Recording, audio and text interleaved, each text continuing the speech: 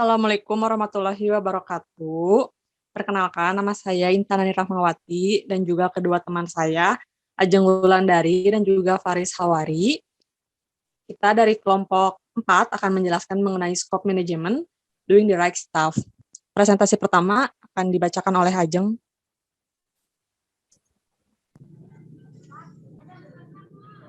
Yang pertama itu ada membuat struktur rincian kerja. Proses Create WBS adalah proses terpenting dalam skop manajemen area pengetahuan. Karena disitulah Anda benar-benar mengetahui semua pekerjaan yang Anda tuju. Disinilah Anda membuat work breakdown struktur atau WBS, yaitu keluaran manajemen lingkup utama. Setiap hal yang ada di proyek tim, termasuk Anda, akan dilakukan atau tertulis di WBS di suatu tempat. Di next. Yang pertama itu ada uraian berdasarkan pekerjaan. Dalam uraian berdasarkan pekerjaan itu ada 4, yaitu project management, design, construction, dan testing. Di dalam project management itu terdapat 3 bagian lagi. Yang pertama ada initiating, planning, dan executing. Dalam initiating itu ada 2, ada create project charter dan review project charter.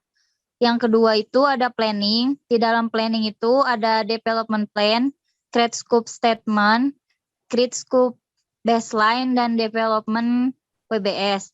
Yang terakhir ada executing. Di dalamnya ada direct work dan make approach change. Selanjutnya itu ada uraian berdasarkan proyek atau fase. Di sini ada 4, ada project management, artwork, source code, dan user doc. Di project management ada 3, ada project charter, project manager plan, dan scope baseline. Dalam project charter itu ada create project charter dan review project charter. Yang kedua ada project manager plan, di dalamnya ada development project manager charter, ada development scope management plan, dan ada development risk management plan. Yang terakhir itu scope baseline. Di dalam scope baseline ada collect requirement, create scope statement, ada create WBS, dan yang terakhir ada create WBS dictionary.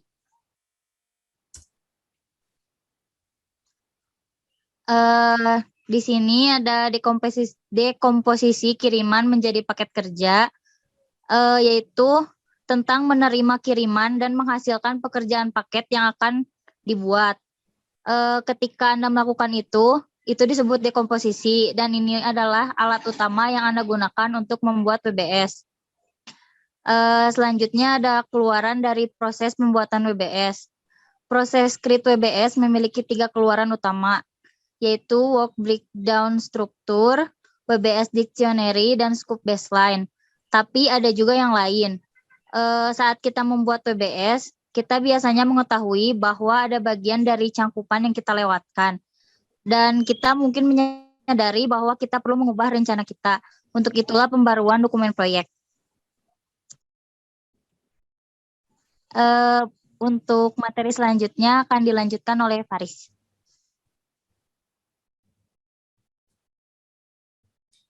Baik, di sini ada masalah ruang lingkup.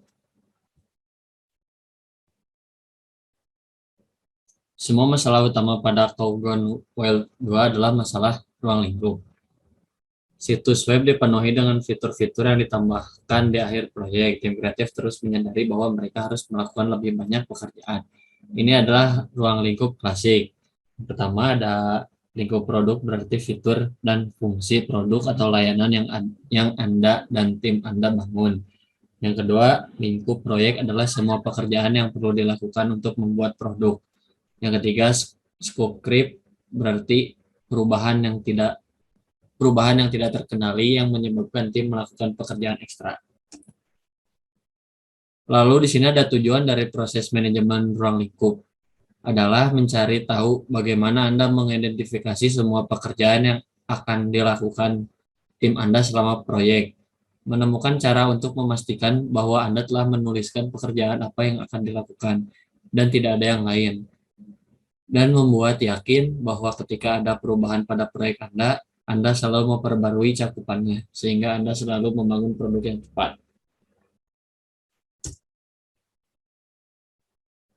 Di sini ada the power of scope management. Pertama, ada tim mengalami kesulitan mendapatkan proyek dari tanah. Nah, di sini semua orang di tim bagus dalam pekerjaan masing-masing, tapi sepertinya tidak ada yang tahu bagaimana melakukan proyeknya. Lalu ada banyak kesalahan awal. Yang ketiga ada sponsor dan pemangku kepentingan tidak dapat diprediksi.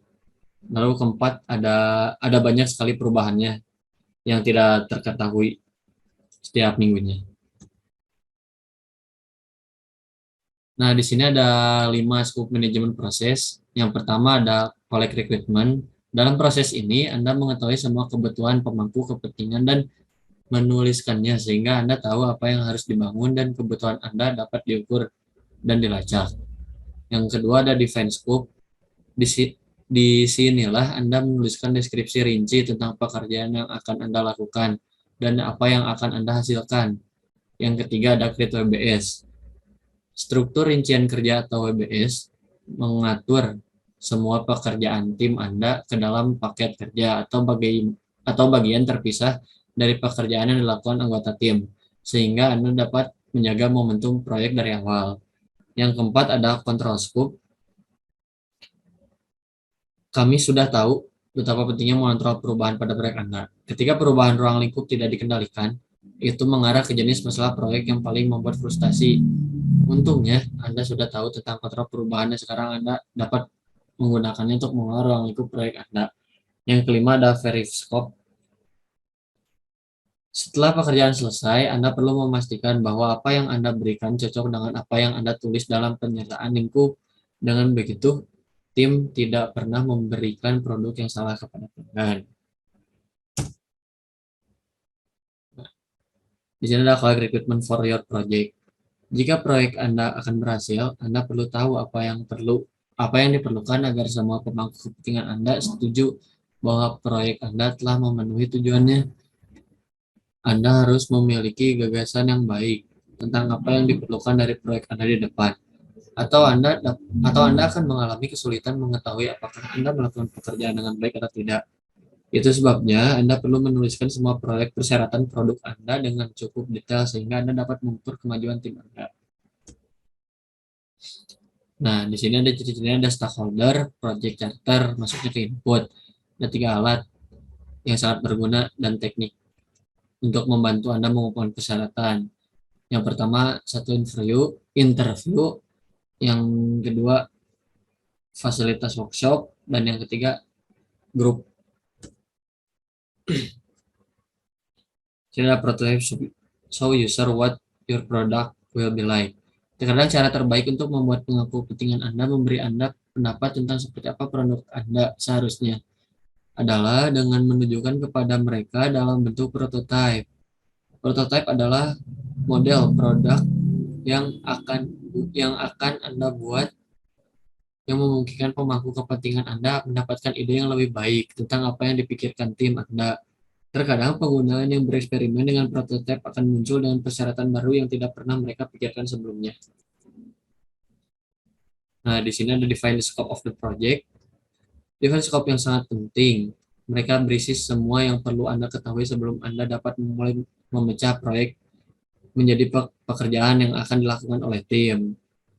Di sini ada alat dan teknik proses define scope, ada untuk membantu Anda dalam membuat proyek lingkup. Di sini ada fasilitas workshop, yang kedua ada product analis, yang ketiga ada alternatif identifikasi, dan yang keempat ada expert judgment. Lalu selanjutnya akan dijelaskan oleh rekan saya, Intan.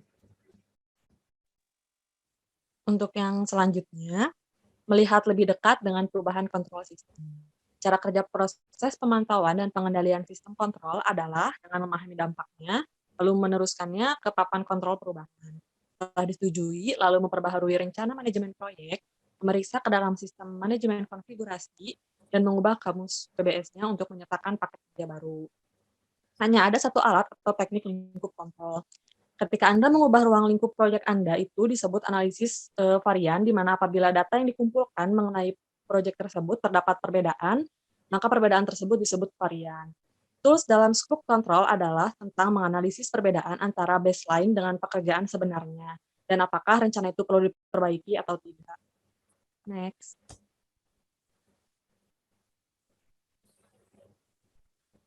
Solusi proses scope control di sini ada 8. Yang pertama, ketahui bahwa Anda harus membuat perubahan. Yang kedua, buat permintaan perubahan. Lalu yang ketiga, dapatkan persetujuan untuk membuat perubahan. Lalu yang keempat, bandingkan berubah melawan garis dasarnya. Yang kelima, kembali berencana untuk pekerjaan barunya. Lalu yang keenam, perbaharui garis dasarnya. Ketujuh, simpan baseline yang diperbaharui ke dalam konfigurasi sistem manajemen. Dan yang terakhir, tim dapat mengubah cara melakukan pekerjaan. Stakeholder memutuskan kapan proyeknya selesai. Saat Anda produk atau proyek, pastikan proyek lalu versuskan dengan pernyataan skop milik Anda, WBS, rencana pengelolaan skop. Apabila sudah diterima oleh stakeholder, maka Anda sudah selesai. Next. Yang terakhir, apakah proyeknya sudah siap untuk pergi atau diimplementasikan? Setelah proyek siap untuk prime time, Anda harus memeriksanya dengan stakeholder untuk memastikan bahwa proyek tersebut memenuhi kriteria penerimaan. Jika tidak memenuhi, maka perubahan spesifik akan diminta oleh stakeholder. Proyek siap dikirim, setelah dilakukan perubahan tak terduga pada ruang lingkup dan semuanya berjalan sesuai rencana, maka proyek tersebut siap untuk berangkat.